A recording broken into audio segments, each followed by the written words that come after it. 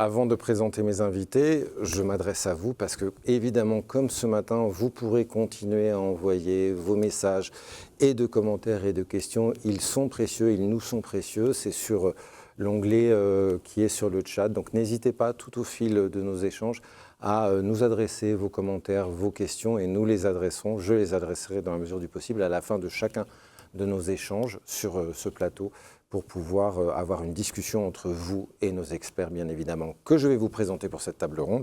Ils sont avec nous. Jody Surier, bonjour, merci d'être avec nous.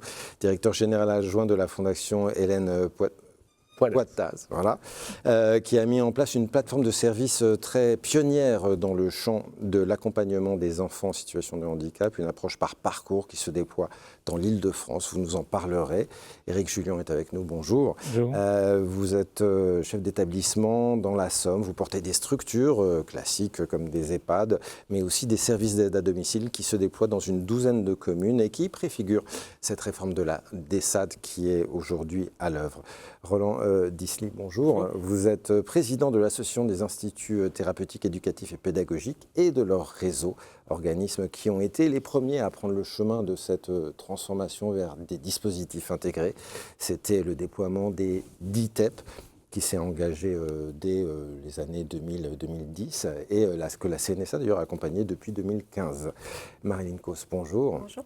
Vous êtes directrice de VETA. VETA, c'est Vivre et Travailler Autrement, qui va donner lieu à une offre de SAMSA Emploi et Habitat qui va se déployer à travers l'ensemble du pays. Ça accompagne l'autonomisation, vivre et travailler, le fait de pouvoir proposer des emplois en CDI à des personnes autistes dans des entreprises. On en parlera bien évidemment. Et nous avons avec nous aussi à distance Philippe Martin. Est-ce que Philippe Martin, vous nous entendez ? Je vous entends très bien. Merci d'être avec nous depuis le Québec, donc il est tôt chez vous. Oui. Vous êtes juriste, directeur de recherche au CNRS à l'Université de Bordeaux, coordinateur d'un programme de recherche très intéressant, très ambitieux aussi, Compact, qui veut regarder cette transformation-là à l'échelle des territoires en France, mais aussi avec le regard d'expériences étrangères. Donc c'est mené avec beaucoup de groupes de travail en France et à l'étranger, évidemment, on reviendra dessus. Je voudrais commencer en essayant de comprendre quel est ce long chemin de transformation, de bascule vers l'approche sur cette plateformisation, sur ces approches par parcours, sur ces dispositifs intégrés, à travers vos exemples, les exemples de structures qui ont pris ce chemin-là, qui sont dans cette mutation-là. En commençant par vous, Éric Jullian, en allant du côté de la Somme, votre groupement gère aujourd'hui un ensemble de 5 EHPAD, 4 foyers, 19 structures de maintien à domicile. Il y a des SAD, des SAVS, des SAMSA, moitié dans le champ du handicap, moitié dans le champ du grand âge aujourd'hui. L'ouverture vers le soutien à domicile, elle s'est faite au fur et à mesure par des opérations de croissance externe. Un peu, vous avez récupéré un certain nombre de structures qui ne pouvaient plus faire le travail seules et ça a obligé au fur et à mesure du temps à repenser votre activité de structure classique dans cette approche d'ouverture de services, hybridant les modalités d'accueil, hybridant les modalités de travail des uns et des autres. En quoi est-ce que ça a transformé le fonctionnement de vos structures et décloisonné aussi les modes d'accompagnement qui étaient les vôtres ? On est issu des différents hospices de l'époque, donc beaucoup hébergement, EHPAD, foyer, vous l'avez dit, ou quelque part c'est des prestations d'hôtellerie dont les éducateurs, les aides-soignants, les auxiliaires de vie étaient réalisés. Et peu à peu, on a créé et puis repris des services de maintien à domicile. Et là, on a eu les auxiliaires de vie, les éducateurs, qui ont commencé à changer de vision et à regarder plutôt la capacité d'autonomie ou de travail. Alors on a souvent des personnes qui sont cabossées par la vie, qui arrivent en foyer et prennent le temps de répit, le temps de l'évaluation. Donc ça c'est assez nouveau. Et pour pouvoir les faire retourner à domicile ou les faire travailler. Donc, et pareil récemment dans le domaine des personnes âgées, puisqu'avec l'hébergement temporaire, ça a permis surtout... Vous dites sur les EHPAD un fonctionnement séquentiel maintenant avec aussi différentes modalités d'accompagnement et d'émergement. Oui, tout à fait. Donc maintenant, ils sont maintenant un peu plus aidés avec des assistantes sociales aussi, des métiers nouveaux qui arrivent aussi dans les structures. Et donc on arrive, une personne sur deux qui arrive en hébergement temporaires retournent à domicile. Hein. Et souvent, quand ils arrivent en hébergement temporaire, c'est parce que l'aidant a été hospitalisé ou qu'il y a des problèmes à domicile. Et pareil, à l'inverse, les services à domicile qu'on gère, ou qu'on gère depuis peu, leur priorité, c'est domicile, domicile, domicile, mais on voit bien que les auxiliaires de vie, les aides-soignantes, infirmières, commencent à réfléchir sur du temps de répit, du temps de l'hébergement temporaire, du temps aussi d'accueil de jour. Donc, et ensemble, on a réussi à développer on peut appeler des structures intermédiaires, mais des structures importantes qui sont l'habitat inclusif, des groupements d'entraide mutuelle. On a développé l'accueil de jour. Et là, prochainement, il y a des possibilités de créer encore plus d'accueil de jour, des plus petits accueils de jour. Et de l'accueil de nuit. Et alors, on est prêt à expérimenter l'accueil de nuit le jour où les autorités en seront, parce qu'on s'est aperçu que 5 à 10% de ceux qui sont des personnes âgées qui sont en EHPAD peuvent rester à domicile si on les accompagnait juste la nuit. On les ramène la journée chez eux. C'est pour que eux, souvent, ils ont des terreurs nocturnes, ils ont des problèmes la nuit, et ça soulage l'aidant, et on le redonne à l'aidant. Et donc on redonne sa place aussi à l'aidant, approche à l'aidant pour la journée avec son lien social, et ne pas comme vous l'avez dit ce matin, ne pas faire que l'aidant fasse à la place de certains professionnels et se préserve. Quoi. Ça suppose de faire travailler ensemble des gens qui sont des gens de l'aide à domicile, des gens qui sont des gens qui travaillent dans des structures comme des EHPAD traditionnellement. Donc ça suppose d'avoir un vrai travail de coordination. Comment est-ce que vous mettez en place cette modalité de coordination? Est-ce que c'est aussi des nouveaux métiers qui se mettent en place? Comment ça se passe? Avant, on avait des coordinateurs de services, on va dire. C'est-à-dire, ils coordonnaient le tableau des emplois, le tableau de services, les professionnels, les absences, etc. Et là, on s'aperçoit que ce soit à domicile ou en structure, et beaucoup plus à domicile, que ça devient des coordinateurs de parcours. Ils sont là pour faire le lien avec le médecin, faire le lien avec la pharmacie, mais aussi faire le lien avec le transport, avec la ville, avec les clubs de seniors, enfin vraiment, et ils prennent un temps important, et ils sont des véritables coordinateurs de parcours. Et ce coordinateur de parcours qui est assez nouveau, qui n'est pas très, très valorisé aujourd'hui, mais est aidé de plus en plus aussi par des nouvelles équipes, des équipes pluridisciplinaires, comme je dis, d'assistants sociaux, de CESF. Donc avec l'ensemble des structures, on arrive à mutualiser des professionnels, et on arrive à développer ce que le Canada connaît depuis 25 ans, c'est les intervenantes pivots. Donc ça, c'est qui analyse, qui préoriente, qui conseille, et avec des grilles qui existent au Canada depuis 20 ans, et que Éric Piriou, le Centre de preuves de société inclusive, nous aide à implanter dans nos structures. Donc on a un certain nombre de grilles d'évaluation qui sont approuvées dans d'autres pays, qui commencent à arriver en France aussi. De nouveaux métiers, de nouveaux outils qui permettent justement d'opérer un peu cette mutation, cette bascule-là, au niveau du grand âge, au niveau de la manière dont vous allez accompagner justement ces personnes à domicile et dans les établissements, au niveau du handicap aussi. Et ça, je dis sur IE, je voudrais en dire un mot avec vous, parce que votre structure a vraiment été pionnière. Il y a vraiment 2 lieux pionniers, c'est l'Eure-et-Loire et la Seine-et-Marne, où se porte aujourd'hui l'ouverture de ces structures en dispositif, dans le fil de ce que Magali Guégan nous disait ce matin. Et vous, la Fondation, au début, s'est créée avec une offre assez classique, des IME qui existaient, des CESAD, des crèches inclusives aussi, pour accompagner les enfants de 0 à 20 ans dans leur parcours classiquement. Et puis, la réforme des autorisations est arrivée en 2017. L'ARS de Seine-et-Marne s'en est saisie très vite en disant on va mettre en place justement cette approche par parcours, cette approche en plateformisation à l'échelle de notre territoire. Ont été dessinées ce qu'on appelle des zones prioritaires d'intervention. Sur ces zones prioritaires d'intervention ont été rassemblées les différentes structures des différents réseaux autour de structures pilotes. dont vous avez pris certains leads sur certaines zones. Et là-dedans, les structures se rassemblent et on a une approche par parcours avec des coordonnateurs de parcours qui font le point d'entrée des parents. On en verra un exemple tout à l'heure en vidéo. Et on regardera comment ça marche concrètement. Mais avant toute chose, si c'est l'ARS qui a eu l'initiative un peu de lancer un peu cette plateformisation, en quoi ça répondait aussi à un besoin ? En quoi ça répondait à une nécessité en termes d'accompagnement pour les structures qui étaient celles de la Fondation à l'époque ? Alors d'abord une nécessité parce que le constat c'était effectivement de nombreux enfants qui avaient des besoins qui évoluaient grandement à la fois en matière d'expertise, notamment sur les troubles du neurodéveloppement et également en matière de parcours, de fluidité de parcours. Alors en matière d'expertise, nous avions des autorisations historiques qui étaient limitées en âge et limitées aussi en public attendu. Et une personne, c'est un spectre très très large et il était nécessaire pour nous de pouvoir rouvrir grandement le possible de l'accompagnement en pensant à des autorisations beaucoup plus élargies qui permettaient d'être moins restrictives.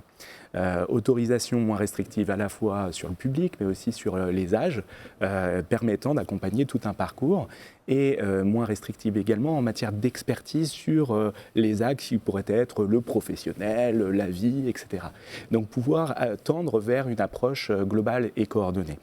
Ça a été pour nous aussi une opportunité pour se dire mais ces besoins, étant donné qu'on visait à intervenir de plus en plus en proximité des lieux de vie, on avait une réflexion sur les hébergements.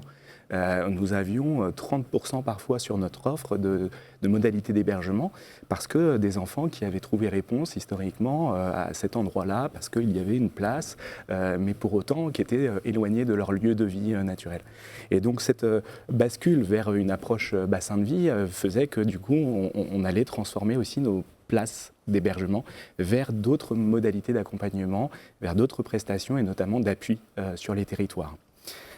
C'est du coup une opportunité parce que vous l'avez dit, le décret de 2017 mai 2017 nous ouvre des possibles et on a été ravis d'avoir effectivement une ARS qui a pu se saisir de cela, utiliser la boîte à outils qui était d'ailleurs bien faite, de la CNSA et de la DGCS, mais qui nous a rendu possible effectivement cette approche multimodale, coordonnée, et donc de pouvoir proposer une palette très complète au niveau de l'accompagnement des personnes. C'est un vrai changement de paradigme, la formule est très usitée, mais néanmoins, autorisation élargie, apparition de nouveaux métiers, de coordonnateurs de parcours qui vont faire la référence, un fonctionnement par bassin de vie, donc en travaillant avec les acteurs des institutions, mais les acteurs aussi du territoire. C'est beaucoup de transformation, de changement pour une organisation qui est conçue à la base sur des modalités classiques. Comment est-ce qu'on mène ce chantier-là ? Je crois que vous avez d'ailleurs fait un conseil un peu de la transformation pour piloter en interne un peu cette transformation-là. Quels sont les grands défis ? Qu'est-ce qu'il faut changer à l'intérieur de sa boutique, si je puis dire, pour prendre ce pli-là ? Je crois que dans un premier temps, c'est de se dire c'est une merveilleuse opportunité de se réinventer. Et donc quand on se réinvente, c'est aussi un bon catalyseur pour se donner de l'énergie collective. On devient des faiseurs d'accessibilité sur son territoire et ça c'est du coup un sacré challenge et c'est assez stimulant. C'est aussi se dire qu'on est là avant tout pour faire respecter les droits des personnes. Et donc on n'est pas là pour activer une modalité d'accompagnement, mais d'abord pour faciliter et soutenir les droits des personnes. Et puis en termes de défis, c'est de se dire on peut apporter un changement dans la société de manière très concrète et opérationnelle sur nos territoires. Alors effectivement, on a dû renverser la façon de concevoir les choses en se disant mais si on promue l'accompagnement à l'autodétermination, ça doit se faire avant tout sur nos comités de pilotage, sur la façon dont on pense l'offre avec les personnes et non plus pour les personnes. Donc cette façon de penser l'offre avec les personnes, c'est le premier axe de la transformation, c'est de construire des instances qui nous permettent de le penser, construire des environnements qui soient capacitants pour pouvoir le penser de manière effective avec les personnes. Et puis ensuite, le défi, c'est de repenser une offre de manière pleinement intégrée. C'est-à-dire concrètement, ça veut dire quel changement ? Ça veut dire déjà une porte d'entrée qui nous permette aux personnes non pas d'arriver par un prisme d'une modalité, mais d'arriver par des attentes, des aspirations, des rêves, et pouvoir être en mesure de les écouter de manière très très ouverte. Une fois qu'on a pu les écouter, c'est de proposer effectivement un panel d'accompagnement avec une capacité de pouvoir intervenir en premier lieu sur le territoire. Donc une porte d'entrée, vous l'avez dit, la coordination de parcours, et puis après une pleine écoute de ce qui est important pour les personnes, et puis ensuite une activation d'un soutien sur les territoires très concret en matière d'appui ressources. C'est ce qu'aujourd'hui on parle de l'appui ressources, mais très clairement de venir sur les lieux de vie des enfants, des familles, et pouvoir activer tout de suite des adaptations de l'environnement. Donc très concrètement, ça veut dire que des équipes qui pouvaient être éducateurs dans des structures d'accompagnement deviennent des aidants qui agissent sur l'environnement et qui travaillent à l'adaptation, à transférer des outils concrets pour permettre à l'environnement d'être adapté. Ça change, alors les projets d'établissement se construisent là-dessus, mais comment est-ce qu'on construit ces nouveaux métiers? Puisqu'il faut des métiers de coordinateur, puis il y a d'autres métiers qui vont devoir se former à cette approche un peu plus large. Est-ce que ça change l'architecture du bâti? Est-ce qu'on a besoin d'autant de places, d'autant d'établissements? Comment on restructure ça? Alors ça s'est fait vraiment step by step et dans le temps, parce qu'il y a une réalité, c'est que les enfants qui étaient en hébergement et qui sont éloignés de leur lieu de vie, restaient en hébergement parce qu'on ne trouvait pas de modalité en proximité de leur lieu de vie. Donc c'est un rythme qui peut être assez long. Donc on doit le prendre en compte dans l'évolution du bâti, mais effectivement ça nous a amené à repenser au niveau de l'offre une bascule d'accompagnement qui allait s'ancrer au maximum sur les lieux de vie, donc le milieu ordinaire.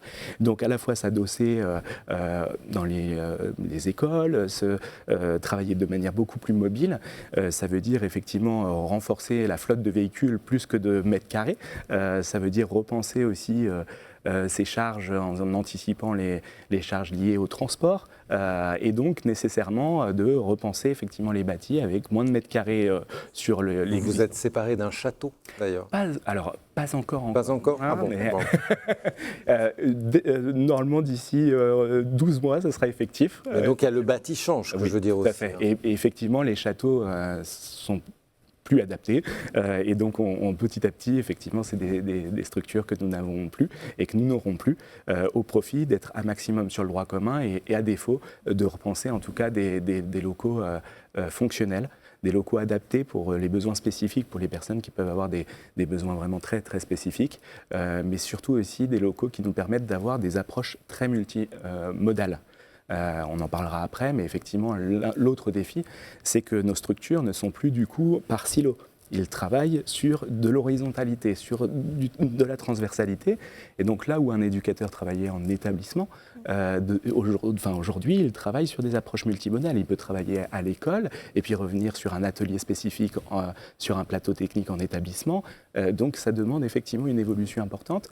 Ça nous demande également un travail autour des modes de management.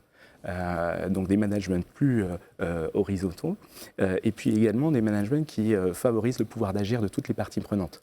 Et donc ça veut dire développer des modes beaucoup plus collaboratifs, agiles et notamment avec des outils d'intelligence collective pour toutes les parties prenantes pour fructifier les apports de tous. Roland, je voudrais me tourner vers vous en regard de ce que dit Jody, de ce que dit Eric aussi, parce que les ITEP ont été vraiment pionniers de cette transformation-là. Il y a de cela plus de 10 ans déjà, avec les premières expérimentations, c'est 2013, et donc ces ITEP qui accompagnent les enfants avec des troubles de l'apprentissage à la base des hébergements qui étaient en internat, en semi-internat, des modalités de scolarisation d'accompagnement.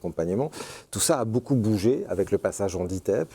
L'hébergement a changé, les modalités d'hébergement ont changé, les modalités d'accompagnement en scolarisation ont changé évidemment. Et ces DITEP se sont généralisés en 2017. C'est 20 000 parcours de jeunes que vous accompagnez aujourd'hui. Vous le dites, il n'y a pas deux agendas qui se ressemblent d'un jeune à l'autre aujourd'hui, ce qui résume bien l'endroit où vous vous situez. Est-ce que vous retrouvez dans les témoignages qui ont été portés de ce qu'est cette transformation d'institut et des défis que ça pose? Alors, l'association des DITEP s'appelait avant l'association des instituts de rééducation. Il y a 30 ans qu'on est né, et on est né de ce qu'on appelait des instituts de rééducation, qui étaient quand même des lieux très isolés à la campagne, où on accompagnait des jeunes qui venaient de l'aide sociale à l'enfance, de la PJJ, du médico-social.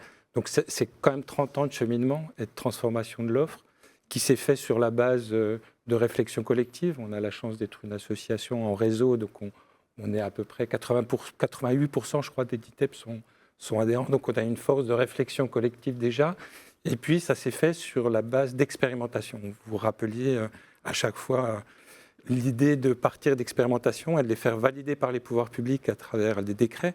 Donc c'est tout le travail qu'on peut mener avec la DGCS et avec la CNSA, avec des enjeux qui étaient de dire, effectivement, les enfants qu'on accompagne, notamment les jeunes qui souffrent de troubles psychologiques, qui entravent leur socialisation, leur mode de scolarité, ont des variations de troubles très importantes qui peuvent aller mieux très vite et moins bien très vite. Et donc, il s'agit d'avoir ce qu'on appelle, nous, une réponse à point nommé. C'est-à-dire que si on met trop de temps à déployer un projet scolaire, si on met trop de temps à faire un repli sur un internat, ça fait exploser ces gamins-là. Et donc, l'enjeu était là. On a été aidé sur cette question de la transformation en dispositif par ce que nous ont imposé les pouvoirs publics, c'est de conventionner, c'est d'aller chercher des partenariats. Et donc, il n'y a pas de dispositif intégré sans convention signée avec l'Éducation nationale pour se mettre d'accord sur comment ça se passe rapidement un changement de projet scolaire, comment on peut rapidement remettre un jeune dans son école de référence, mais ça joue aussi sur comment on notifie du côté des MDPH, comment l'ARS nous accorde un budget global pour qu'on puisse avoir de l'agilité. Et puis après, il est certain que... C'est aussi comment on change ses propres métiers, comment on change aussi sa structure d'hébergement. C'est-à-dire qu'on est passé vraiment de ce que disait Maëlys Lebaillon, d'une logique d'accueil. C'est-à-dire qu'on était dans des lieux, les gamins allaient mal, on disait, bon, ils ne sont plus pour l'éducation nationale, on les met dans un endroit. Et donc on est passé d'une logique d'accueil à une logique d'accompagnement. Et là, on s'est retrouvé avec un chantier énorme. C'est-à-dire qu'on avait des murs, il fallait réimplanter des antennes dans des zones blanches où on n'était pas présent pour éviter... Parce qu'un des problèmes de la société inclusive, c'est aussi le problème des mobilités. Vous parliez des transports et du budget exponentiel qu'on a sur les transports. C'est aussi, les parcours, c'est aussi un problème de cartographie et de géographie. C'est-à-dire qu'aller à l'école, être pris en charge, être pris en soin. Donc, une première logique qui était de dire qu'est-ce qu'on fait des murs et où c'est qu'il nous en faut encore, puisque l'idée étant de dire, si on est sur une logique d'accompagnement, on est aussi sur une logique de variation de l'intensité de l'accompagnement. C'est-à-dire que de temps en temps, il faut être présent beaucoup, H24, et peut-être que pendant certains temps, des enfants ne peuvent pas aller à l'école, mais peut-être que c'est la condition pour qu'ils puissent y retourner. Donc on est vraiment dans une logique d'aller-retour et d'aller vers, mais aussi de moments où ça ne va pas, il faut du répit rapidement. Donc il y a toute cette logique de mur. Il y a effectivement une logique de ressources humaines importante. C'est-à-dire que si on est dans l'accompagnement, on avait l'habitude de travailler dans des équipes plus interdisciplinaires qui fonctionnaient bien à l'interne. Maintenant, il s'agit d'aller faire équipe avec d'autres, de garder cette identité qui est forte, où on a acquis des compétences cliniques, c'est-à-dire qu'on sait, entre nous, articuler thérapeutique, éducatif, pédagogique. Maintenant, il faut aller le faire avec d'autres. Il faut aller le faire avec l'aide sociale à l'enfance, puisque 40% des jeunes qu'on accompagne bénéficient aussi d'une mesure de protection. Il faut le faire avec l'éducation nationale. Aujourd'hui, sur certaines tranches d'âge, on a 80% des jeunes qui sont scolarisés en dehors de nos murs. Mais il faut le faire avec la pédopsychiatrie, il faut le faire avec ce qu'on appelle le milieu ordinaire, les clubs, voilà. Donc c'est vraiment toute cette logique qui était à l'œuvre. Et donc, il y a eu forcément une transformation des pratiques, mais de tout le monde, pas simplement des éducateurs, mais aussi des psychologues. Les psychologues sortent aussi elles sont souvent en basket, elles vont dans les collèges, voilà. Donc tout le monde a dû transformer ses pratiques. Et puis vous le disiez tout à l'heure, des pratiques de management. C'est-à-dire qu'on n'encadre pas des équipes. Avant, on encadrait des équipes. Aujourd'hui, on favorise la capacité à prendre des initiatives, à redonner du pouvoir d'agir. Moi, j'aime beaucoup cette phrase de Denis Pufto. Pour donner du pouvoir d'agir aux gens, il faut en donner d'abord aux professionnels. Et penser la question de l'autodétermination comme un processus. Nous, quand les enfants arrivent, ils ne vont pas bien, je vous assure qu'ils ne sont pas autodéterminés. Voilà. Donc, on a quelques années pour travailler avec eux sur cette question-là. Je voudrais justement qu'on voit comment cet accompagnement se fait, comment il se transforme surtout au niveau des besoins, au niveau des personnes concernées. On va en parler. On va revenir en Seine-et-Marne avec vous, Jody Surier, pour voir justement ce chantier que vous avez porté, comment il opère sur le terrain. Et on est allé voir sur le terrain, on est allé voir en Seine-et-Marne avec Camille, une maman et sa fille, qui a été une des premières à bénéficier de de cette approche par plateforme. Aujourd'hui, Camille accompagne sa fille est scolarisée, sa fille va au centre de loisirs, à différentes activités. Et on va voir justement comment ça se passe sur le terrain. On regarde la vidéo tout de suite et on en parle après. Avant le dispositif Pépite, Olivia a d'abord connu un passage en CAMS jusqu'à l'âge de ses 5 ans et demi, puis naturellement après en CESAD. Ce système en fait était valable jusqu'à ce qu'Olivia rentre en élémentaire. Au niveau de la maternelle, ça se passait bien. Il y avait beaucoup d'ATSEM, il y avait des maîtresses. Mais c'est vrai qu'arrivé à l'élémentaire, on n'avait plus qu'une maîtresse, plus de suivi et une AESH qui n'était pas forcément présente. Nous nous sommes sortis du système CESAD et nous avons intégré la plateforme Pépite. Olivia a intégré la plateforme Pépite dans les premiers arrivants. Son parcours modulaire s'est mis en place au fur et à mesure du temps en réajustant en fonction de ses besoins. Dans un premier temps, il y a eu de l'observation. Donc l'éducatrice est venue dans le bassin de vie d'Olivia pour l'observer au sein de l'école, au sein de la famille et au sein de ses activités extrascolaires.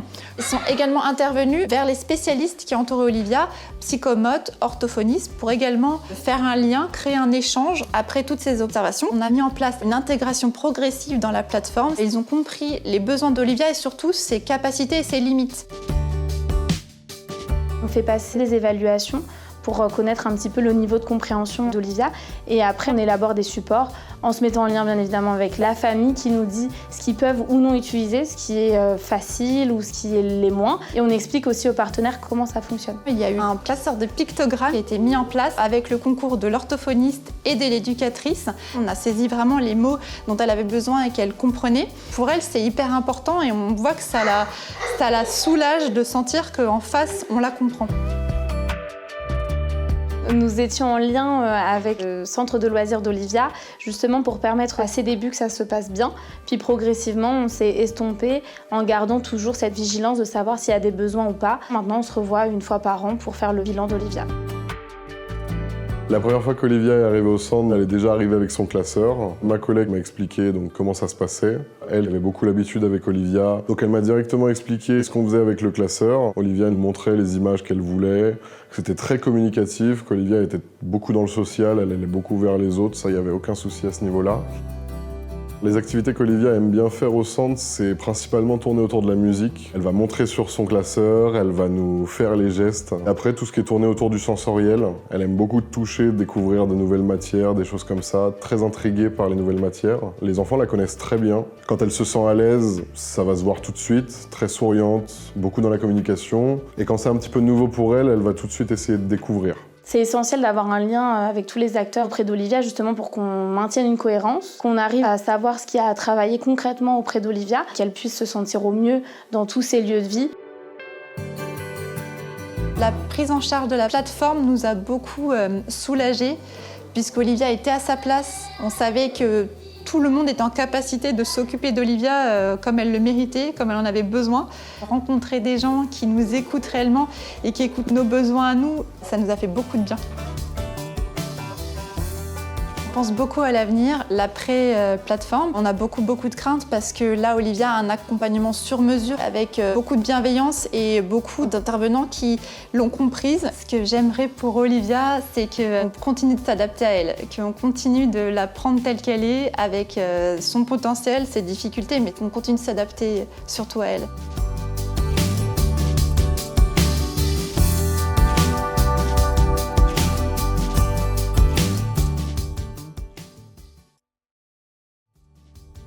Merci à Camille, merci à Olivia, merci aux professionnels qui les accompagnent. On le voit dans tous les cadres, hein, aussi au centre de loisirs, dans tous les environnements qui sont les siens, où elles trouvent des épanouissements. Comment est-ce que vous réagissez à ça et comment est-ce que c'est emblématique de ces accompagnements que vous portez aujourd'hui ? Alors déjà, peut-être pour recontextualiser, c'était un jour de grève, et donc on voit très peu d'enfants, parce qu'il y avait 7 enfants, il me semble, sur le centre de loisirs, alors que d'habitude, il y en a 100. Hein, donc il y a quand même un accueil important, mais là, on ne voit pas les autres enfants, mais c'est quand même important. Et ce que j'ai pu avoir aussi comme information, c'est que l'animateur a été pas sensibilisé directement par la plateforme, mais c'était sa collègue, et c'est sa collègue qui a transféré les outils qu'elle avait pu acquérir pour permettre l'adaptation de son accueil et de son accompagnement. Donc ça, c'est intéressant parce qu'il ne connaissait pas Pépite. Lui, il connaissait les outils qui permettent à Olivia de s'exprimer et de pouvoir d'évoluer avec ses copains et ses copines. Moi, là où ça me fait moteur pour moi, c'est que Olivia, elle avait une orientation en IME. Et l'orientation en IME, avec une ancienne organisation, aurait fait que ses copains, ses copines qu'elle avait à l'école, tout ce qu'elle développait déjà à l'école, aurait été à un moment donné stoppé pour un accompagnement dans un autre établissement, avec un risque du coup d'éloignement de ses copains et copines. Et moi, ça, c'est porteur de sens pour moi, que de se dire que là, on accompagne Olivia d'abord là où elle évolue. Le grand enjeu tout de même aussi, c'est de travailler avec le milieu ordinaire, beaucoup plus. D'ailleurs, sur les crédits du budget SOC, c'est de 30 à 50% qui sont dédiés à ces activités en milieu ordinaire dans votre format et schéma à vous actuel. C'est quoi les difficultés de cela aujourd'hui, de ce travail avec le milieu ordinaire ? Je crois qu'il y a un niveau aussi culturel, c'est-à-dire qu'on a une société qui est encore complètement prête et qui a des réflexes anciens, et notamment sur cette question dès lors qu'il y a une orientation en IME, c'est IME. Et donc, parler d'abord d'un parcours, c'est aussi d'expliquer à l'ensemble des acteurs qu'on est bien dans ce parcours et qu'il y aura un maintien d'abord à l'école et avec un environnement qui va être adapté, qu'on va travailler avec cet environnement avant de travailler en direct même avec l'enfant. C'est d'abord transférer tout ce qu'il est. Donc, ça veut dire être en capacité de combiner tous les acteurs de cet environnement, la famille, c'est l'école, on l'a vu, les centres de loisirs, le conservatoire de musique, les ateliers, et puis de combiner tout cela avec des possibles ateliers dans les établissements sur le développement de l'autonomie personnelle et fonctionnelle, et dans un cadre qui est extrêmement combiné et qui est complètement intégré.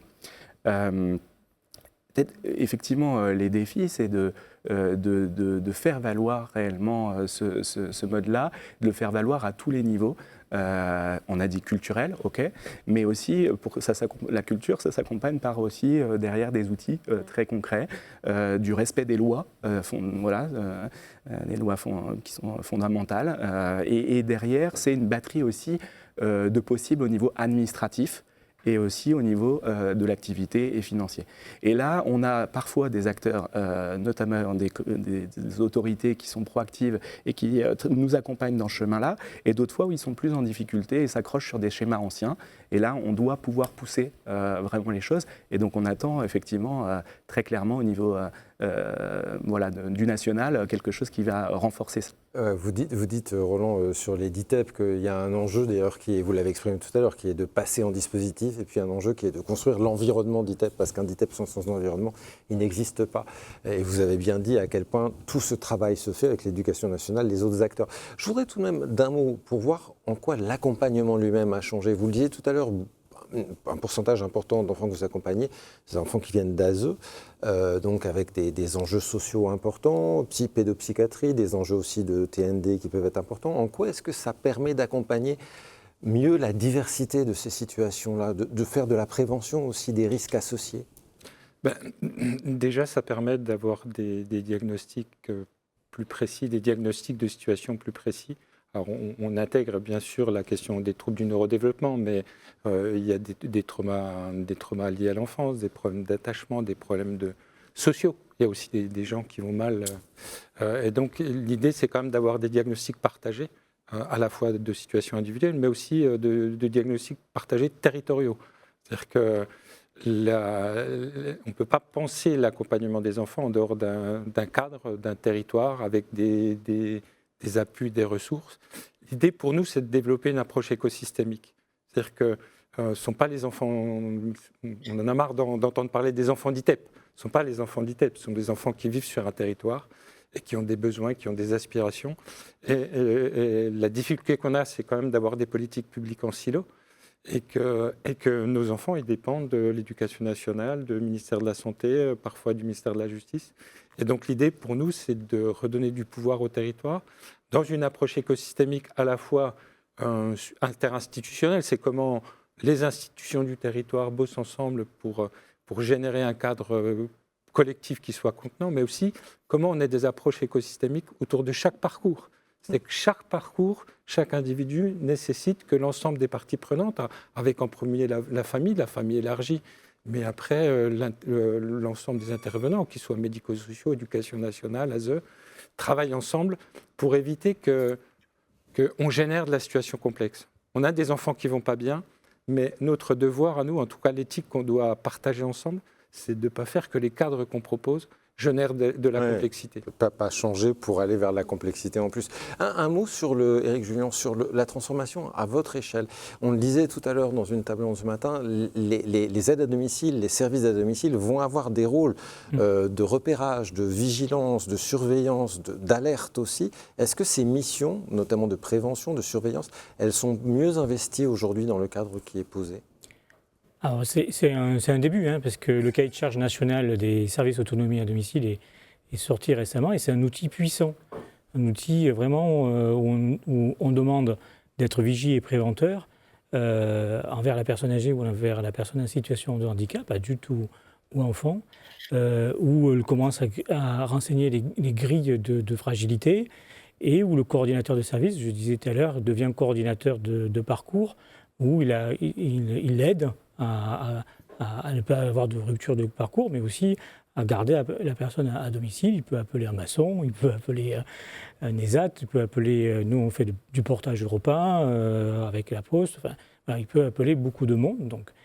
Et aussi un outil puissant envers aussi les aidants, puisque maintenant les services autonomie à domicile peuvent gérer des équipes spécialisées Alzheimer, les maladies neurodégénératives, et récemment des CRT, des centres de ressources territoriaux.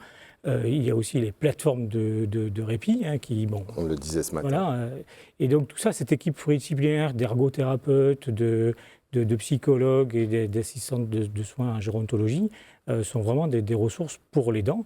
Vraiment, les SAD sont devenus des services publics de proximité, surtout en milieu rural où il ne reste plus que la mairie. Un service public, là, voilà, les SAD, qu'ils soient associatifs, publics ou privés, font fonction de service public. Et moi, j'ai un rêve, Régis. Vous savez lequel ? C'est que les aidants ne viennent pas uniquement avec le plan APA, le plan PCH, qui viennent avant. Moi, j'ai envie de mettre sur le fronton bistrot sourire pour dire venez sans rendez-vous pour discuter de votre situation et avant que les soucis arrivent. Et on peut peut-être vraiment ensemble proposer des préventions. Et notamment, nous, avec l'Association nationale des aidants, on fait des sessions de formation. Et ça, c'est hyper important. Nous, on est professionnels, on connaît le secteur, mais le tout à chacun ne connaît pas la maladie Alzheimer, le Korsakoff, enfin, toutes les maladies qu'il y a, et les gestes et postures qu'il faut avoir. Et puis surtout, rappelez-vous, Régis, je ne sais plus si ça a été dit ce matin, mais je crois que la statistique a été publiée qu'un aidant sur deux des personnes âgées meurt avant l'aider. Et je pense qu'Émilie retiendra le bistrot sourire dans le dessin qu'elle fera à la fin. Petite intuition. Je voudrais me tourner vers vous, Marilyn, parce que c'est très intéressant ce que porte Vivre et Travailler Autrement et qui englobe un peu beaucoup de ce qu'on s'est dit. D'abord parce que c'est un dispositif qui se déploie dans le milieu adulte du handicap. Et on sait que le champ de la transformation va d'abord se faire dans le champ de l'enfance avant d'arriver dans le milieu adulte.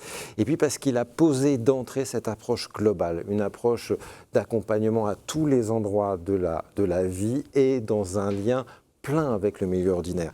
Alors VETA, c'est un dispositif vraiment assez exceptionnel porté par Jean-François Dufresne, qui est le ex-DG du groupe Andros, père d'un enfant et adulte autiste.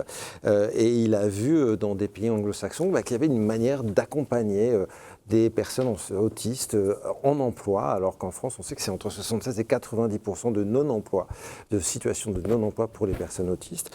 Et donc, il s'est dit, il y a là, pourquoi on ne peut pas essayer la même chose ici ? Il a tenté sur un site d'Andros, on était en Eure-et-Loire, et puis ça a été essayé dans d'autres sites. 11 personnes ont pu ainsi bénéficier de CDI et avec des emplois. Puis d'autres entreprises, Guerlain, LVMH, L'Oréal, d'autres se sont joints un peu à ce mouvement-là.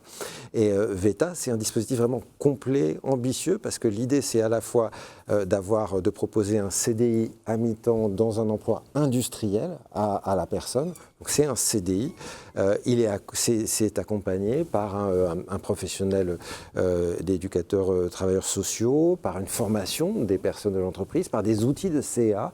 Il y a un vrai accompagnement au niveau de l'entreprise. Et puis, il y a Habiter aussi, l'habitat qui se fait avec un habitat partagé inclusif, où la personne va le reste du temps apprendre son autonomisation. Et là, il y a une sensibilisation des acteurs du voisinage, des bailleurs sociaux. Il y a un vrai travail de fond que vous menez. Qu'est-ce qui a conduit à engager d'entrée une approche globale, habiter et travailler? Et comment est-ce que vous repérer, flécher à la fois les personnes autistes qui sont à même de pouvoir aller vers ce dispositif et les emplois qui sont à même de les accueillir? Je pense que la force de ce dispositif, effectivement, ce dispositif, il a été créé par un DG d'une entreprise, une grande entreprise internationale, Andros, avec la façon de réfléchir d'une entreprise et pas la façon de réfléchir du médico-social. Donc, partant de là, l'approche, elle est souvent globale dans une entreprise pour apporter des solutions. On a une globalité de l'accompagnement. Et puis, la force aussi d'être un groupe international et de voir que dans d'autres pays, il y a d'autres méthodes. Monsieur Dufresne a fait diagnostiquer son fils il y a 35 ans aux États-Unis, là où on ne diagnostiquait pas encore en France les personnes autistes, où c'était vraiment les prémices. Donc en fait, partant de pays où il y avait d'autres méthodes d'accompagnement qu'on a pu voir sur la vidéo tout à l'heure, qui sont maintenant préconisées en France, il y a 11 ans, Jean-François Dufresne a fait ce pari avec le PDG d'Andros, Frédéric Gervesan, en choisissant une usine de l'Eure-et-Loire. Le directeur de l'usine dit « Pourquoi moi ?» parce que ça ne s'était jamais fait. Et là, on parle bien de personnes autistes qui n'auraient jamais dû pouvoir accéder au travail. C'est important de le dire parce que souvent on dit « Bah oui, il y a des personnes autistes qui travaillent ». Ces personnes autistes, initialement, elles sont orientées en maison d'accueil spécialisée, en foyer d'accueil médicalisé et ne pouvaient pas, dans le cadre juridique, avoir une orientation vers le travail quel qu'il soit. Donc déjà, ça met un frein à sa possibilité de pouvoir travailler. Et cette façon globale d'accompagner les personnes, c'est aussi du fait d'autant plus de ce handicap qui a besoin d'être vu sous tous les angles pour pouvoir progresser. C'est-à-dire, si je veux être en forme et au travail en pleine santé, il faut aussi que je puisse bien m'alimenter, bien dormir, etc. Et donc agir depuis là où je vis pour pouvoir être accompagnée correctement.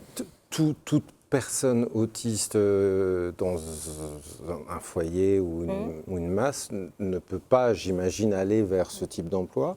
Tout emploi en milieu industriel ne peut pas accueillir ces personnes. Comment est-ce que vous faites en sorte d'avoir les bons candidats pour les bonnes entreprises et les bons emplois? Effectivement, je ne sais pas si toute personne ne serait pas en capacité, ça c'est encore à explorer et à voir, mais en tout cas, il y a effectivement une façon de choisir le bon candidat pour la bonne entreprise. Dans le droit commun aussi, quand on recrute, quand on est recruteur, on va chercher le bon candidat pour la bonne entreprise. Sauf que ces candidats, nous, ils n'ont pas toujours la communication orale, pas toujours la capacité de s'exprimer. D'ailleurs, beaucoup de nos collaborateurs, quand ils arrivent, n'ont pas du tout de système de communication. Donc ça pose encore la question de comment, en institution, on accompagne déjà la personne à pouvoir s'exprimer quand elle ne parle pas à l'oral. Donc c'est une des premières choses qu'on va établir quand les personnes arrivent. Et puis aussi, j'insiste aussi sur le fait qu'on ne leur a jamais parlé de la notion de travail. C'est-à-dire que ces personnes, elles peuvent juste avoir l'orientation médico-sociale. Donc elles n'ont jamais été entraînées petites au sens du travail, etc. Donc ces candidats, on travaille avec les MDPH et on travaille avec les entreprises pour savoir quel type de poste on cible dans l'entreprise. Là, en ce moment, par exemple, on travaille beaucoup dans l'aéronautique ou dans la maroquinerie. Donc on va aller chercher plutôt des compétences de motricité fine, de précision, etc. Et on va faire un profil sensoriel de l'entreprise et un profil de la personne pour pouvoir les mettre en adéquation sur des compétences et des talents qu'on peut repérer. Alors si je prends de la minutie dans un établissement, on va repérer des personnes autistes qui aiment faire des puzzles, des choses très précises. Et puis on va trouver l'entreprise qui a ce même type de proposition de travail pour les mettre en lien. On a quelques photos de personnes en situation, parce que ça le raconte aussi très bien. Et pendant qu'on voit ces photos, alors voilà, on voit ces personnes en situation de travail. Et derrière ces photos, vous avez objectivé un peu les résultats de cette démarche-là avec une étude d'impact chiffrée pour voir véritablement Est-ce qu'il y avait une transformation? Est-ce qu'il y avait une valeur ajoutée en termes d'employabilité, d'efficience? On est sur ces termes-là. Qu'est-ce que ça dit à la fois de la valeur ajoutée? Qu'est-ce que ça dit aussi de l'intégration au sein des entreprises de ces salariés? Effectivement, les mesures d'impact, on les a fait depuis l'entreprise, mais aussi sur le secteur médico-social et aussi auprès des familles. Ce que ça dit au sein de l'entreprise, c'est que, alors il y a des bénéfices secondaires tout de suite sur la fédération dans l'entreprise autour de ces projets d'inclusion. C'est que tout le monde se sent concerné dans l'entreprise sur l'inclusion de ces nouveaux collaborateurs, mais parce que tout le monde a été formé en amont. Quand on fait une étude de faisabilité dans l'entreprise, nous, on travaille avec tous les salariés, parce que les collaborateurs qu'on voit à l'écran, là, en fait, avant qu'ils arrivent, il y a toute une préparation de l'entreprise à ce qu'ils puissent arriver. Donc, voilà, ils vont travailler aussi. Un travailleur social reste sur place, oui. 1 pour 3, je oui. crois. Oui. Il va s'effacer au fur et à mesure des 6 premiers mois, mais il reste sur site. Voilà, tout à fait. Le rôle des accompagnants sur le dispositif, ça va être de prévoir en fait tous les outils dont les personnes vont avoir besoin, donc retranscrire par picto, photo ou vidéo les process dont les personnes vont avoir besoin et adapter à chaque personne pour qu'elle puisse comprendre effectivement ce qui est attendu d'elle au travail. Ça, c'est vraiment le rôle de l'éducateur. Donc on est sur du 1 pour 1 quand la première personne autiste arrive au sein de l'entreprise, et puis au fur et à mesure il y a un estompage, on fait rentrer la deuxième personne, puis la troisième personne, etc. Et en fonction de et en termes de valeur ajoutée, d'efficience, est-ce qu'on a des données qui montrent qu'ils sont au moins aussi productifs que d'autres salariés? Oui, les entreprises ont évalué, puisque nous, on part toujours d'un poste, donc ils vont être sur des postes de n'importe quel autre salarié dans l'entreprise, mais voilà, adaptés à leurs besoins. Et en fait, les entreprises, on part toujours sur la productivité d'un salarié lambda. Et on compare avec nos collaborateurs qui arrivent. Et alors, il y a plus de temps de formation de ces collaborateurs autistes, mais certains sont au-dessus du niveau de productivité que des salariés neurotypiques. Et ça a été évalué notamment par Andros sur un poste de pesée où Andros a fait des économies de matière, chocolat, vanille, etc. Et ça, on peut le voir dans plein des entreprises avec lesquelles on travaille. Donc, il y a le bénéfice direct parce qu'on va chercher des compétences et les personnes autistes ont des réelles compétences et des talents qu'on va chercher. C'est pour ça aussi qu'on travaille beaucoup avec des entreprises de l'ultraluxe, parce qu'elles vont chercher des compétences que les personnes autistes ont régulièrement. Et c'est une vraie plus-value pour l'entreprise. Ce n'est pas une vitrine ou faire du social. Non. Et effectivement, on va signer un CDI de droit commun et ces personnes auront accès à tout ce qui est de l'ordre du droit commun. C'est-à-dire qu'ils vont passer leur entretien annuel avec des pictos, des photos, etc. Ils vont pouvoir voter pour les syndicats d'entreprise, etc. Mais tout ça, c'est un accompagnement sur du long terme. Et moins d'absentéisme aussi. Et moi, j'aime bien cette anecdote-là. Les outils de CA que vous déployez, au bout d'un moment, vous les retrouvez dans les vestiaires des personnels. Parce qu'au moment où on parle de déploiement de CA, on voit bien qu'il y a un enjeu qui dépasse le champ même, comme souvent là-dessus. Je voudrais me tourner vers le Canada. Philippe Martin, est-ce que vous êtes avec nous? Est-ce que vous avez pu suivre ces échanges? J'ai pu suivre ces échanges. Je prends des notes, ça m'intéresse beaucoup. Et ils font résonance, j'imagine, avec Compact. Compact qui est ce projet soutenu par la CNSA qui vise à regarder sur différents territoires de France, spécifiquement, par le regard de l'étranger aussi, questionner ce mouvement des institutionnalisations d'approche par les droits qui est porté à la fois dans le champ du grand âge et dans le champ du handicap. Alors, vous avez conduit dans le cadre de ce programme des entretiens en focus group avec des directeurs d'établissements. Comment est-ce que eux vivent, je dirais, la nécessité d'avancer vers ces réponses modulaires, où un certain nombre d'entre eux, j'imagine, ne sont pas. Et est-ce qu'il y a des différences d'un territoire à l'autre? Bon, merci. Alors, désolé de ne pas être parmi vous, mais je suis évidemment très intéressé par tout ce qui se dit. Alors, simplement, quelques mots sur mon rôle dans ce projet Compact, parce que je suis en fait le responsable et le coordinateur, et hélas, je n'ai pas énormément de temps pour faire de la recherche de terrain. Alors néanmoins, j'ai participé à différentes sessions d'entretien collectif, de focus group, puisqu'on a réuni un groupe de directeurs. Ce sont des hommes, donc il n'y a pas de directrice, mais de directeurs d'établissements, donc d'EHPAD en fait, ou de services aux personnes âgées, et responsable aussi d'établissements accueillant des jeunes handicapés. Alors, quelques éléments de réponse par rapport à ce qui ressort finalement là, de ces focus group. Alors, ce qui ressort assez nettement, c'est que dans un sens, au fond, c'est nos responsables d'établissements et de services, en fait, ils perçoivent très bien ce qui se joue aujourd'hui. Ils ont très bien perçu ce renversement de perspective dans les politiques publiques, donc qui sont désormais centrées sur la personne, on le sait, sur les droits, les libertés fondamentales. Et tout ce qui induit finalement cette forte individualisation de l'accompagnement et bien sûr la nécessité de construire des parcours adaptés aux choix de vie. Donc tout ça, c'est très bien intégré. Il voit aussi très bien le décloisonnement ou la nécessité de décloisonnement des secteurs professionnels, c'est-à-dire le sanitaire, le social et puis le monde du handicap et les politiques du grand âge. Tout ça est aujourd'hui très très clair dans leur environnement. Ils semblent aussi très au fait, en tout cas, les partenaires qui sont intégrés dans ces focus groups sont très au fait des évolutions réglementaires et qui traduisent tout ce changement. Donc, en fait, ça a été évoqué un petit peu ce matin, la nouvelle nomenclature des établissements et services sociaux et médico-sociaux, les nouveaux régimes d'autorisation. Alors ça, c'est surtout du côté du handicap. Ce qu'on appelle en termes barbares la sépomisation, donc ces nouveaux modes de financement en fait avec les tutelles.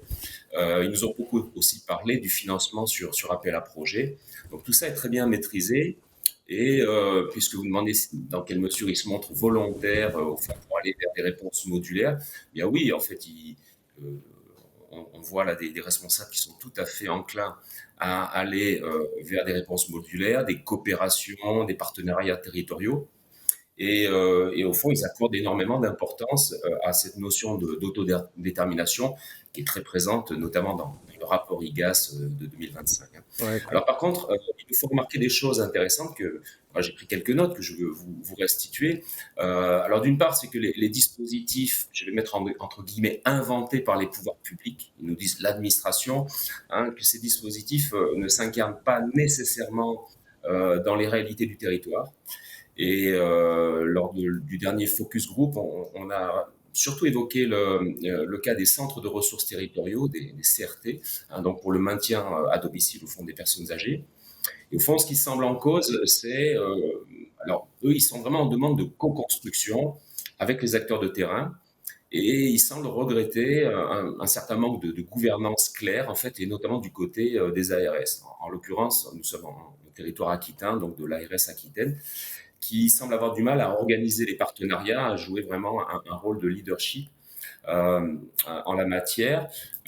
Sur un plan plus technique, ils ont tendance à considérer que les cahiers des charges, parce que les dispositifs s'accompagnent de cahiers des charges, bien sûr, ils sont complexes, mais aussi sont, selon eux, assez peu ou parfois peu adaptés, et notamment dans la manière de déterminer, par exemple, le territoire sur lequel le dispositif est censé opérer, ou sur le nombre de partenaires qui doivent être inclus dans le dispositif. Donc là, on sent que ça coince un petit peu quand même. Alors il y a quand même, j'ai pu comprendre, des allers-retours avec l'ARS, des formes de négociation pour essayer de faire en sorte que le dispositif tel qu'il a été prépensé par les pouvoirs publics devienne un outil ou un habit qui soit adéquat à ce que veulent faire les acteurs de terrain. On reviendra vers vous, mais je voudrais qu'on aille dans les minutes qui nous restent.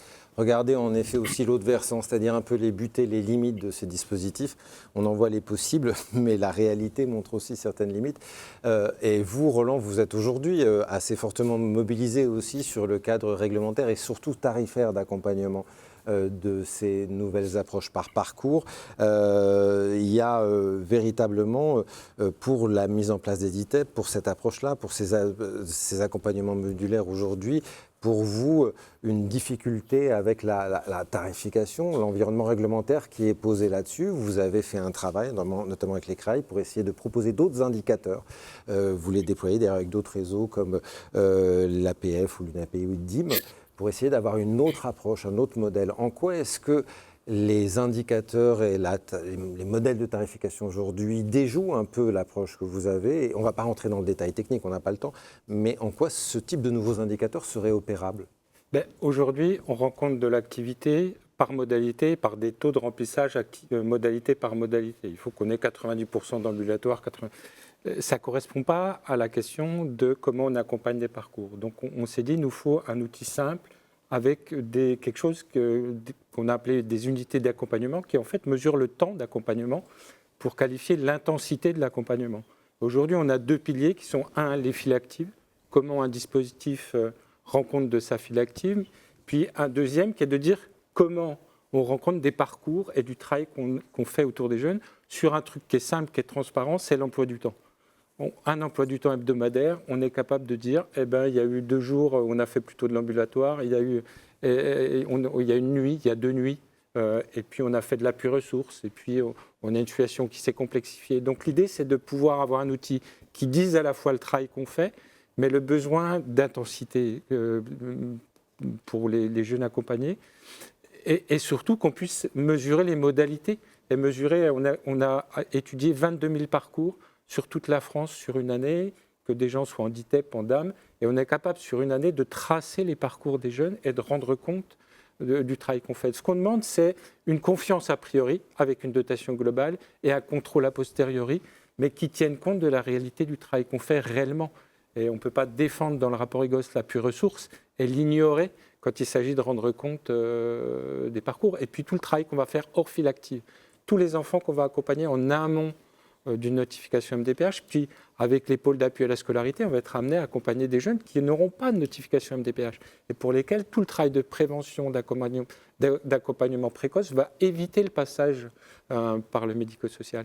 Donc voilà, notre ambition, c'est d'avoir des outils qui correspondent au travail qu'on mène et pas à la logique d'établissement qui était encore valable il y a 15 ans. Marilyn, d'un mot, Vivre et travailler autrement devient donc SAMSA Habitat Emploi avec un déploiement qui va se faire par département, un dispositif de 1 à 7 personnes avec appel à projet qui va être proposé. Aujourd'hui, quelles difficultés réglementaires, quelle résistance aussi au niveau des acteurs, peut-être des entreprises, peut-être pas que, vous avez dans le déploiement de cette approche-là ? Alors, on n'a pas de difficulté du point de vue des entreprises, parce que les entreprises, c'est juste qu'elles ne comprennent pas tout le charabia qu'on essaye d'expliquer tout à l'heure sur les plateformes, etc. À partir du moment où on les accompagne pour le comprendre et savoir quel interlocuteur on doit solliciter pour avoir une réponse aux besoins qu'ils ont, c'est réglé. Donc les entreprises, ça va assez vite, elles ont juste besoin d'être accompagnées, formées, et ensuite elles mettent en place ce qu'il faut. Les freins qu'on rencontre encore, c'est qu'aujourd'hui, on a exploré sur 11 départements différents l'expérimentation. Et aujourd'hui, j'aime à le dire, ce n'est plus une expérimentation. Le SAMSA Emploi et Habitat, c'est une possibilité pour les personnes autistes avec déficience intellectuelle d'aller vers le milieu ordinaire. Et j'entends encore aujourd'hui partout en France des ARS, des CD, des MDPH ou des associations médico-sociales qui me disent ce n'est pas possible, ou nous on n'a pas ces personnes autistes-là parce que celles que l'on a, ce n'est pas possible, etc. Donc c'est vraiment une culture différente de pouvoir proposer aux personnes un accompagnement différent. Et les éducateurs, plutôt qu'ils soient au sein de la maison d'accueil spécialisée, il faut qu'ils soient dans l'entreprise. Donc formés à être dans l'entreprise et supervisés à être dans l'entreprise. Aujourd'hui, les freins, c'est plus les représentations que l'on a sur ce public-là, qui est encore considéré comme inemployable, encore considéré comme au bout de la chaîne. Voilà, donc c'est encore toutes ces résistances-là. Philippe Martin, un mot vraiment rapidement sur ces butées qui sont évoquées. Est-ce que là aussi, ça rejoint ce que vous pouvez entendre ou deviner un peu ? Oui, alors, ce qu'on a pu entendre, c'est par exemple sur la mise en dispositif d'ITEP, des résistances du personnel. Alors, je ne veux pas généraliser, mais là, c'est des choses qui sont remontées. Plus généralement, oui, il y a quand même manifestement des enjeux de ressources humaines, des enjeux RH, de transformation des métiers, et puis des choses très, très prosaïques sur, par exemple, dans l'Institut d'éducation motrice, qui intègre aussi un CESAD, le fait de démultiplier les transports, d'individualiser les transports. Donc, on a des enjeux visiblement très concrets, tout ça n'a pas été forcément budgété. Donc les acteurs de terrain nous disent, nous on est d'accord pour le faire et pour aller assez loin, mais tout ça va vite et faire accueillir très favorablement les demandes très individualisées leur pose quand même problème. Je voudrais qu'on regarde le dessin que Émilie nous a réservé sur ces dispositifs et leur transformation. Est-ce que le bistrot du sourire est dedans? Il est là. Bah oui, il est là. Évidemment, on voit bien, Pépite aussi a marché. Logique de parcours, on le voit avec cette pluralité d'acteurs, l'enjeu de l'insertion, avec... Tout est ce que vous vivez vraiment, hein, la pluralité de tous ces acteurs alliés et faire ce lien-là, et avec des manières de le faire. Et je trouve là encore une fois, merci Émilie pour cela, de l'apporter avec le bistrot du sourire, avec les emplois salariés atteints d'autisme, et vraiment avec des approches qui sont aussi dans la vie, qui sont aussi dans un certain optimisme des choses. Et je pense que cette énergie, vous la portez. Et en tous les cas, vous nous l'exprimez bien. Quelques minutes pour les petites questions qui viennent. Il y en a beaucoup, je ne pourrai pas toutes les prendre, mais je vais essayer. Et y a-t-il des formations spéciales pour l'accompagnement à domicile des TND? Est-ce que ce qui serait bien pour les SAD aussi? Alors nous, comme on est dans les deux secteurs, on a des formations internes. Les éducateurs forment les auxiliaires de vie. Avec leurs compétences. Question, comment est-il concrètement possible de mettre en place, alors celle-là, de nouvelles solutions en dehors des réglementations actuelles par rapport aux obligations de répondre à un PRS, à une MDPH, enfants et jeunes adultes? Les administrations suivent-ils cette évolution? Je vous la réserve. Je crois qu'à un moment donné, quand on se centre sur les droits des personnes, inévitablement, on est poussé par être proactif et pousser le système. Et je crois qu'à un moment donné, il faut effectivement qu'on arrive à pousser le système. Et quand on le pousse et qu'on l'active, bien, la pelote, on développe. Et effectivement, aujourd'hui, je crois que l'enjeu, c'est de se dire, mais regardez, 2017, on avait une réforme des autorisations avec des possibilités d'être tout mode d'accueil et d'accompagnement. Donc déjà, on a un socle qui était existant. Donc il y a des possibles, on se saisit du possible, et ce que ne dit pas totalement la loi laisse la place à tout ce qui est possible. C'est une bonne manière d'appréhender les choses. C'est un commentaire plutôt. Il est important de répondre aux besoins des personnes, mais est-il judicieux de diminuer, alors c'est une question, de diminuer les places d'hébergement qui proposent une solution de répit afin de proposer des services de proximité? Ces deux propositions d'offres sont de même importance. Il s'agit d'ouvrir le champ des possibles. Oui, ben c'est ça. Hein. Donc il y aura toujours besoin d'EHPAD. Hein. C'est l'approche séquentielle. Hein. Voilà, ce qu'on développe, c'est l'hébergement temporaire, l'accueil de nuit, on l'espère. Voilà, donc ça ne prend pas la place d'eux. Hein. C'est vraiment complémentaire, mais on aura. Après, comme on l'a été dit ce matin, hein, il faut ouvrir les EHPAD, il faut que ce soit des lieux de vie, hein, et il faut que le domicile aussi propose des lits d'hébergement temporaire. Moi, je dirais que c'est important d'avoir le choix, en fait. Pas d'être le choix d'être que dans un établissement, mais d'avoir le choix d'être dans une entreprise ou d'être dans l'établissement. Oui, c'est en termes de choix de la personne, en fait. Et à nous de leur donner le choix et d'ouvrir tous les chakras possibles. Voilà. Quoi.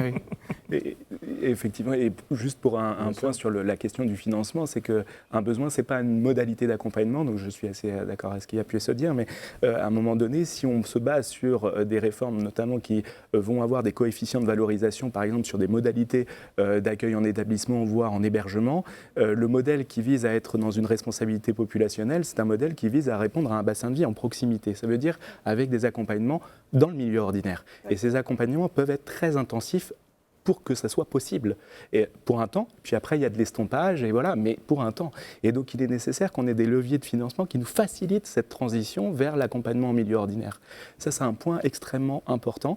Et donc je pense que là, on a un sujet, voilà. Et des financements aussi qui soutiennent les coordinations de parcours, notamment. Tout à fait. Ouais. Question d'ailleurs, elle ne fait que suivre ce que vous dites. A-t-on une idée de ce qu'a coûté la mise en plateforme en Seine-et-Marne, vous concernant tout du moins? Nous concernant. Alors nous, on a été amené à transformer effectivement des modalités en établissement vers une modalité d'accompagnement en milieu ordinaire, avec une partie à coût constant.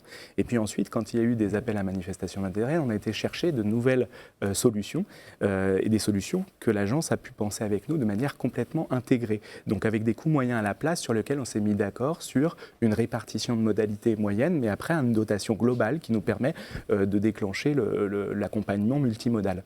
On a été chercher également des enveloppes d'appui ressources territoriales. Ça, c'est extrêmement important, puisque vous l'avez dit, le premier point, c'est que quand on est sur une zone d'intervention prioritaire, un bassin de vie, notre premier leitmotiv, c'est de le rendre inclusif. Donc, on met de la ressource, et cette ressource, elle est importante pour faire en sorte que tous ceux qui ne trouvent pas de solution court terme trouvent des lieux de vie et d'accueil de droit commun adaptés.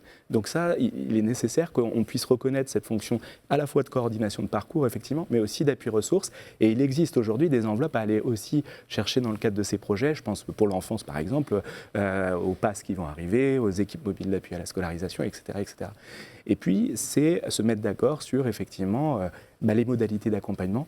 C'est un coût médian, mais in fine, une plateforme, c'est un coût global de fonctionnement sur lequel il faut se mettre d'accord sur les niveaux d'intensité qu'on est en capacité de proposer. Moi, je n'ai pas eu d'euros en plus. C'est bien dit. Ouais. Donc, je n'ai pas réussi. Mais quand même, j'ai transformé les choses. Oui. Non pas en additionnant les services, mais en les faisant travailler ensemble et en prenant beaucoup sur mon plan de formation pour que chacun puisse avoir des formations collectives, que chacun ait des regards croisés entre le domicile et l'hébergement. Dernière question qui vient sur VETA. Est-ce que vous avez bénéficié du soutien des MDPH, ARS et départements ? On en a bénéficié sur les départements où on a réussi à démarrer, donc sur 11 départements. Et je l'espère maintenant sur beaucoup d'autres, mais on travaille systématiquement avec l'ensemble des partenaires du territoire qui vont être amenés à intervenir à différents niveaux. Donc voilà, aujourd'hui on ne l'a pas partout. Merci à vous, merci pour ces élans, ces enthousiasmes que vous nous avez partagés, difficultés aussi. Merci à vous Philippe Martin de vos éclairages lointains mais précieux. On va passer à notre dernière séquence vidéo, dernier grand témoin qui va nous accompagner. On a le jingle et je vous la présente juste après.